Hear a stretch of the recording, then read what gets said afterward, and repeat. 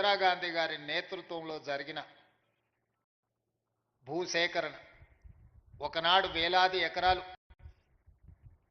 జమీందారులు జాగీర్దారులు భూస్వాముల దగ్గర ఉన్న భూములను అగ్రికల్చర్ సీలింగ్ యాక్ట్ తీసుకొచ్చి భూ పరిమితి చట్టాలు తెచ్చి వాళ్ళ దగ్గరున్న లక్షలాది ఎకరాలను ప్రభుత్వం వాళ్ళ నుంచి తీసుకొని దళితులకు గిరిజనులకు ఆదివాసీలకు బలహీన వర్గాలకు ఆత్మగౌరవం తెచ్చే భూ కేటాయింపులు కాంగ్రెస్ ప్రభుత్వం శ్రీమతి ఇందిరాగాంధీ గారు చేపట్టారు. అదేవిధంగా వారసత్వంగా వచ్చిన భూములు కావచ్చు, తమ శ్రమతో కొనుగోలు చేసిన భూములు కావచ్చు, అటవీ భూమి హక్కుల చట్టం ప్రకారం ఆదివాసీలకు ఇచ్చిన పోడు భూముల పట్టాలు కావచ్చు, ఈ అన్ని భూముల యొక్క హక్కులను రెవెన్యూ శాఖ భద్రంగా పొందుపరిచి వాళ్ళ హక్కులను ఆనాడు పటేల్ పట్వారీ వ్యవస్థలో గ్రామాలలో పట్వారీలు భూముల వివరాలను నమోదు చేసేవాళ్ళు. ఆ పట్వారీలు నమోదులు చేసిన భూముల వివరాలు పటేల్ పట్వారీ వ్యవస్థ రద్దు కావడంతో గ్రామాలలో ఉండే రెవెన్యూ రికార్డులన్నీ కూడా మండల కేంద్రాలకు మండల వ్యవస్థ వచ్చిన తర్వాత మండలాలకు తరలిపోయినాయి. భూమికి సంబంధించి ప్రభుత్వం ఆ తర్వాత తీసుకొచ్చిన పరిణామాలలో విఆర్ఓ విఆర్ఏలను తీసుకొచ్చి ప్రభుత్వ అధికారులుగా ప్రభుత్వ ప్రతినిధులుగా గ్రామాలలో ఉండే భూముల యొక్క సమాచారాన్ని సేకరించి మండల కేంద్రాలలో మండల రెవెన్యూ ఆఫీసర్సు లేదా తహసీల్దార్ దగ్గర భద్రపరిచారు. చాలా వరకు భూ వివాదాలు ఉన్న కోర్టు కేసుల్లో ఉన్న భూములు తప్పితే 95% భూములకు సంబంధించిన వివరాలు ప్రక్షాళన చేసి 4-5 దశాబ్దాలు ఈ భూముల యొక్క వివరాలను సేకరిస్తూ ప్రక్షాళన చేసి ప్రజలకు ఈ రికార్డులను అందుబాటులో పెట్టారు. ఉన్న పలంగా తెలంగాణ రాష్ట్రం వచ్చిన తర్వాత పాలకుల మెదడులో కదిలిన ఆలోచన 2020 భూముల యొక్క చట్టాలను అన్నిటిని కూడా ROR యాక్ట్ను మారవాలన్న ఆలోచన. రెవెన్యూ చట్టాలను మారవడమే కాదు, ఆనాడు ప్రవేశపెట్టిన ధరణి అనే ఒక యాప్ ఈ ప్రాంత ప్రజలకు రైతులకు ఒక పీడకలగా మారి ఇంతకుముందు మిత్రులు బట్టి విక్రమార్క గారు చెప్పినట్టు ఒక తహసీల్దార్ మీదనే పెట్రోల్ పోసి తగలబెట్టే పరిస్థితి. ఇబ్రహీంపట్నంలో ఈ ధరణి భూతంలో వచ్చిన మార్పులు జంట హత్యలకు కారణమైంది. అదేవిధంగా సిరిసిల్లలో ఒకవేళ అధికారులు చుట్టూతో తిరిగిన తహసీల్దార్ స్థాయిలో సమస్యలు పరిష్కరించే వీలు లేకపోవడం వల్ల తహసీల్దార్ విధానాలనే అనుమానించి తన మెడలో ఉన్న తాలిబొట్టును తహసీల్ ఆఫీస్కు వేలాడదీసింది. నేను ఇంతకంటే ఇవ్వగలిగింది నా దగ్గర ఏమీ లేదు, నా తాలిబొట్టు తీసుకొనైనా నా భూమిని నా పేరు మీదకి బదలాయించమని. వీటన్నిటికీ కారణం రెవెన్యూ సిబ్బందే మూలమని చెప్పి ఆనాటి పాలకులు మిమ్మల్ని దోషులుగా, మిమ్మల్ని దోపిడీదారులుగా, మీరు ప్రజలని దోసుకోవడానికే రెవెన్యూ శాఖ సిబ్బంది ఉన్నట్టుగా చిత్రీకరించి తద్వారా లబ్ధి పొందాలని ఆనాటి పాలకులు ప్రయత్నం చేశారు.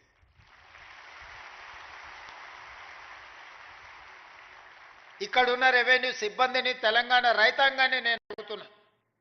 దాదాపుగా 65 సంవత్సరాలు మన భూములకు సంబంధించిన వివరాలు, మన భూముల ఖాతాలు, 69 లక్షల కమతాలకు సంబంధించిన వివరాలను ఈ రెవెన్యూ సిబ్బందే కాపాడారు కదా. వీళ్ళే కదా మన హక్కులను భద్రంగా పొందుపరిచింది. ఉన్న పలంగా 2019లో 2018లో మీరు ప్రవేశపెట్టిన ధరణి పోర్టల్ వచ్చిన తర్వాతనే రెవెన్యూ సిబ్బంది అంతా దొంగలుగా దోపిడీదారులుగా మీకు కనిపించిండ్రా? ఎక్కడైనా మంచోళ్ళు ఉంటారు, చెడ్డోళ్ళు ఉంటారు. సమాజంలో 2%, 3%, 5%, 10%, అది రెవెన్యూ కావచ్చు, పంచాయతీరాజ్ కావచ్చు, ఇతర ఏ శాఖలో కావచ్చు, రాజకీయాలలో కావచ్చు, కొంతమంది చెడ్డవాళ్ళు ఉండొచ్చు. అంత మాత్రాన మొత్తం వ్యవస్థనే మనం తప్పుపడతామా? చెడ్డవాళ్ళుగా ఉన్న వాళ్ళని శిక్షించుకుంటూ వాళ్ళ అవకాశాలు తగ్గించుకుంటూ శాఖలను ప్రక్షాళన చేసుకుంటూ ముందుకు వెళ్ళాలి. ఇంట్లో ఒకవేళ ఎలక దూరితే ఇల్లు తగలబెట్టుకోము కదా. పొగబెట్టి ఆ ఎలకను పట్టుకునే ప్రయత్నం చేయాలి తప్ప ఇల్లు తగలబెట్టుకునే విధానం ఎక్కడైనా మనం చూసినామా? మరి గత ప్రభుత్వం మిమ్మల్ని దోషులుగా, మిమ్మల్ని బూచీగా చూపించి చట్టాలను మార్చి, ఆ చట్టాలను కొద్దిమందికే చుట్టాలుగా మార్చి వేలాది ఎకరాలను కొల్లగొట్టే ప్రయత్నం జరిగిన మాట వాస్తవం కాదా?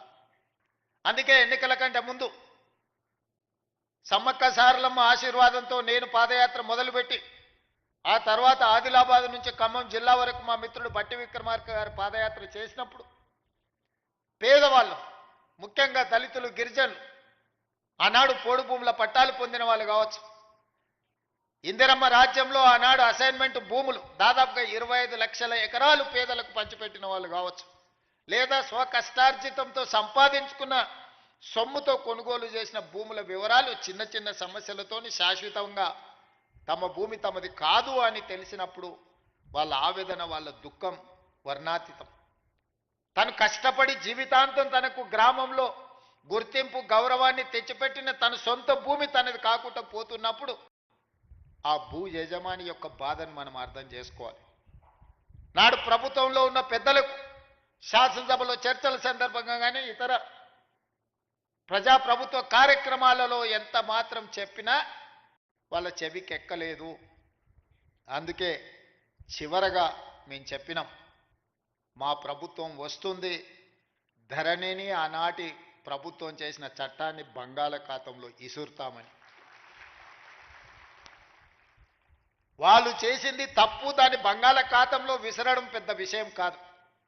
ఈనాడు మనం చేస్తున్న చట్టం పేదలకు చుట్టాలుగా ఉండాలి, పేదవాడి సమస్యని పరిష్కరించాలి, పేదవాడికి అనుకూలంగా సరళంగా ఉండాలి. దాన్ని అమలు చేసే రెవెన్యూ సిబ్బంది కూడా దీని పట్ల అవగాహన పెంపొందించుకొని దాన్ని అమలు చేయాలన్న ఆలోచనతోనే నిరంతరం కమిటీలను కోదండరెడ్డి గారి నేతృత్వంలో రేమండ్ పీటర్ గారిని, సునీల్ని, చాలామంది సిబ్బందిని, అనుభవజ్ఞులను, ఐఏఎస్లను పెట్టి ఈ చట్టాలను వివిధ రాష్ట్రాలలో ఉన్న వాటిని కూడా పరిశీలించి ఆనాడు నిజాం పాలన నుంచి ప్రజాస్వామ్య ప్రభుత్వంలోకి వచ్చిన తర్వాత కూడా జరిగిన మార్పులు, చేర్పులను, చట్టాలను నిశితంగా పరిశీలించి వాటన్నిటిని కూడా ఒక అవగాహన కల్పించుకొని ఈరోజు నూతన ఆర్ఓఆర్ యాక్ట్ను ఈరోజు మనము తీసుకురావడం జరిగింది. ఈరోజు భూభారతి ఈ సమస్యలకు శాశ్వత పరిష్కారాన్ని చూపించాలన్న ఆలోచనతోటే ఈరోజు డాక్టర్ బాబాసాహెబ్ అంబేద్కర్ జయంతి సందర్భంగా మనం ప్రారంభించుకుంటున్నాం. దీనికి సంబంధించి వివిధ సందర్భాలలో ప్రజలను సంప్రదించి ప్రజాభిప్రాయాన్ని సేకరించి ప్రజల నుంచి వచ్చిన సమాచారాన్ని క్రోడీకరించి ఈరోజు చట్టాలను తయారు చేసి ఈ చట్టాలు ప్రజలకి శాశ్వత పరిష్కారాన్ని చూపించాలన్న ఆలోచనతో మా ప్రభుత్వం ఈరోజు ప్రజలకు అంకితం చేస్తుంది. ఈరోజు 4 మండలాలలో పైలట్ ప్రాజెక్టుగా గ్రామ గ్రామాన రెవెన్యూ సిబ్బంది వెళ్ళి అక్కడ అధికారులు ప్రజలను కలిసి వాళ్ళ నుంచి విజ్ఞప్తులు తీసుకొని వాటిని పరిష్కరించే విధంగా ఈరోజు కలెక్టర్లకు ఆదేశాలు ఇవ్వడం జరిగింది. మొదటి విడతగా పైలట్ ప్రాజెక్ట్ కింద 4 మండలాలతో కార్యక్రమాన్ని చేపట్టి తద్వారా మనకు వచ్చిన ఫీడ్బ్యాక్ను తీసుకొని ప్రతి జిల్లాలో కలెక్టర్ ఒక్కొక్క మండలాన్ని మళ్ళీ ఆ తర్వాత తీసుకొని ఆ మండలాలలో కూడా ఈ కార్యక్రమాలను చేపట్టి ప్రజల నుంచి సమాచారం తీసుకున్న తర్వాత అన్ని మండలాలల్లో ఈరోజు కలెక్టర్లకు స్పష్టంగా ఆదేశాలు ఇచ్చిన ప్రతి మండలంలో రెవెన్యూ అవగాహన సదస్సులు పెట్టడమే కాకుండా ప్రతి గ్రామంలో రెవెన్యూ సదస్సులను నిర్వహించి రైతుల నుంచి సమస్యలను తెలుసుకొని విజ్ఞప్తులను తీసుకొని వాటిని శాశ్వతంగా పరిష్కరించి వివాదం లేని తెలంగాణగా, వివాదరహిత భూ విధానాన్ని తెలంగాణలో తీసుకురావాలన్న ఆలోచనతోని మా ప్రభుత్వం ఒక సంకల్పంతో ముందుకు వెళ్తుంది. ఇంత గొప్ప లక్ష్యాన్ని చేరాలి అనంటే చట్టాలు చేసిన మా ప్రజాప్రతినిధుల వల్లనే సాధ్యం కాదు. దీన్ని ప్రజలకు చేరవేసే ప్రతినిధులు మీరు. అందుకే మిమ్మల్ని అందరినీ ఈరోజు ఇక్కడికి రప్పించినాం. మా మిత్రులు శ్రీనివాసరెడ్డి గారు అన్నారు, ఖమ్మంలో పాలేరులో 1 లక్ష మందితో బహిరంగ సభ పెట్టి భూభారతి చట్టాన్ని మనము ప్రజలకు అంకితం చేద్దామని. నేను వారికి సూచన చేసిన, సీనన్న 1 లక్ష కాదు, నువ్వు బట్టి గారు, తుమ్మల గారు అనుకుంటే 5-6 లక్షల మందితోనైనా ఖమ్మంలో సమావేశాన్ని ఏర్పాటు చేస్తారు. కానీ ఈ భూభారతిని అమలు చేసేది ఆ రైతులు ఆ పేదవాళ్ళు కాదు, భూభారతిని అమలు చేసేది రెవెన్యూ సిబ్బంది. ఆ రెవెన్యూ సిబ్బందిని సమావేశానికి పిలువు. మన ప్రభుత్వ ప్రతినిధులు వాళ్ళే. ఇవాళ మా ప్రభుత్వానికి మంచి పేరు రావాలన్నా ఈ ప్రభుత్వం తెచ్చిన చట్టం పక్కాగా అమలు జరగాలి అంటే అది మీ ద్వారానే సాధ్యమవుతుంది. అందుకే మిమ్మల్ని ముఖ్య అతిథులుగా మీరందరూ మాతో పాటు అతిథులు. ఈ సమావేశంలో మీరు ప్రేక్షకులు కాదు, మీరు కూడా అతిథులే. ఈ చట్టాన్ని ప్రజల దగ్గరికి తీసుకెళ్లే బాధ్యత మీ భుజస్కంధాల మీద ఉంది. మా ప్రభుత్వం రెవెన్యూ సిబ్బందిని సంపూర్ణంగా విశ్వసిస్తుంది. మిమ్మల్ని దొంగలుగానో దోపిడీదారులుగానో అవినీతి పరులుగానో మేము చిత్రీకరించదలుచుకోలేదు. ఎవరైనా అట్లాంటి వ్యక్తులు ఎవరైనా ఉంటే వ్యక్తుల పట్ల కఠినంగా ఉంటుంది ప్రభుత్వం తప్ప ఈ మొత్తం వ్యవస్థ దోషులుగా నిలబెట్టే విధానానికి మీ ముఖ్యమంత్రి మీ సోదరుడు వ్యతిరేకమని చెప్పి నేను స్పష్టంగా చెప్తున్నా. ఎంతో మంది శంకర్ లాంటి ఐఏఎస్ ఆఫీసర్, మాధవరావు లాంటి ఐఏఎస్ ఆఫీసర్ ఎంతో మంది తమ జీవితాలను సర్వం దారబోసి చట్టాలను తయారు చేసి ప్రజలకు అంకితం ఇచ్చారు. రెవెన్యూ శాఖలో ఎన్నో లక్షలాది మంది ఈ 75 సంవత్సరాల పనిచేసిన వాళ్ళ కృషి వల్లనే రెవెన్యూ శాఖకు ఈ తెలంగాణ రాష్ట్రానికి ఒక గుర్తింపు వచ్చింది. మేం చేసే తప్పిదాలను కప్పిపుచ్చుకోవడానికి మిమ్మల్ని దోషులుగా నిలబెట్టే విధానానికి నేను వ్యతిరేకమని చెప్పి నేను స్పష్టంగా చెప్పదలుచుకున్నాను. జరగవచ్చు, అక్కడో ఇక్కడో తప్పు జరగవచ్చు. అన్ని వ్యవస్థలలో ఉన్నట్టు అన్ని సంస్థలలో ఉన్నట్టు రెవెన్యూ శాఖలో కూడా ఎవరైనా కొంతమంది ఉండొచ్చు. అంత మాత్రాన శాఖను మొత్తాన్ని దోషిగా నిలబెట్టి ప్రజల ముందు వాళ్ళను అవమానించే విధంగా మాట్లాడే విధానాన్ని నేను వ్యతిరేకిస్తున్నాను. ఆనాటి ముఖ్యమంత్రి మాట్లాడిన మాటలు మీరు చూసిండ్రు. శాసనసభలో ఏ విధంగా మాట్లాడిండో, శాసనసభ బయట రెవెన్యూ సిబ్బందిని రెవెన్యూ శాఖను ఏ రకంగా దూషించడో మీరు చూసిండ్రు. వాళ్ళు లేకుంటేనే వ్యవస్థ నడిచిందా, వాళ్ళు లేకుంటేనే ఎన్నికలు జరిగినాయా, వాళ్ళు లేకుంటేనే తెలంగాణ ఉద్యమం జరిగిందా, వాళ్ళు లేకుంటేనే తెలంగాణ రాష్ట్రాన్ని సాధించుకున్నామా? అన్ని సందర్భాలలో వాళ్ళు కావాలి, కానీ వాళ్ళు మాత్రం దోషులుగా సమాజం ముందు నిలబడాలా? ఇది ఎక్కడి విధానం? అందుకే ఈ విధానాన్ని, ఇలాంటి ఆలోచనలని, ఇలాంటి ఆలోచన చేసే వాళ్ళను సమాజానికి దూరంగా పెట్టాల్సిన బాధ్యత మన అందరి మీద ఉన్నది. ఈరోజు మంచి జరిగితే నాది, మేం చేసే దోపిడీ ప్రజలకు కనిపిస్తే అది రెవెన్యూ సిబ్బందిదని చెప్పే విధానానికి నేను వ్యతిరేకం. అందుకే ఈరోజు మిత్రులారా మిమ్మల్ని అందరినీ ఇక్కడికి పిలిచిన నేను మీకు అందరికీ విజ్ఞప్తి చేస్తున్నా, మా కలెక్టర్లకు ఆదేశాలు ఇస్తున్నా. మీ ఆత్మగౌరవమే మా ఆత్మగౌరవం. మేము వేరు మీరు వేరు కాదు, మనందరం కలిస్తేనే రాష్ట్ర ప్రభుత్వం. మేము చట్టాలు ఇస్తాం, ఆ చట్టాలను మీరు అమలు చేస్తారు. ఈ రెండిట్లల్లో రెండు వేరు వేరు కాదు. ఒక మనిషికి 2 కళ్ళు ఎంత ముఖ్యమో తెలంగాణలో ఉన్న 69 లక్షల రైతులకు రాష్ట్ర ప్రభుత్వం రెవెన్యూ సిబ్బంది 2 కళ్ళ లాంటి వాళ్ళు. ఈ 2 కళ్ళు సరిగ్గా ఉన్నప్పుడే సమాజాన్ని మనం చూడగలుగుతాం, ఈ సమాజానికి మేలు చేయగలుగుతాం. అందుకే గ్రామాన వెళ్ళండి. ఏదైతే మన ప్రతిష్టకు భంగం కలిగిందో, మనల్ని అనుమానించే విధంగా, మనల్ని సమాజంలో దోషులుగా నిలబెట్టే ఆలోచన విధానాన్ని ఈరోజు ప్రక్షాళన చేయాలి, కడగాల్సిన అవసరం ఉన్నది. ఆ ప్రజల దగ్గరికి వెళ్ళి ప్రజా దర్బార్లు నిర్వహించి రెవెన్యూ సదస్సుల ద్వారా ప్రజల సమస్యలు తెలుసుకొని ఎవరి భూమి వాళ్లకు పక్కాగా లెక్క ప్రకారం లెక్క రాద్దాం.